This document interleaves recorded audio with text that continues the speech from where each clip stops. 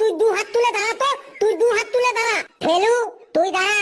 বলুন স্যার। তুই বল স্বাভাবিক উদ্ভিদ মানে গাছপালা আমাদের কি কি কাজে লাগে? স্যার গাছপালা আমাদের কি কি কাজে লাগে মানে গাছপালার উপকারিতা? স্যার বলছি স্যার। স্যার গাছপালা আমাদের অনেক কাজে লাগে। স্যার গাছপালা আমাদের ফল দেয়, ফুল দেয়।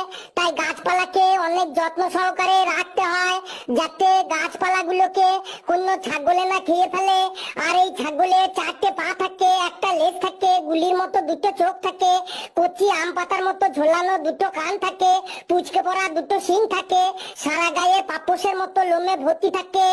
ছাগল মূলত 3 কালারেরই হয়, যেমন কালো, সাদা, বাদামি। ছাগলের মধ্যে নানা ভ্যারিয়েন্ট লক্ষ্য করা যায়, যেমন পাটা ছাগল, পাটি ছাগল, খাসি ছাগল।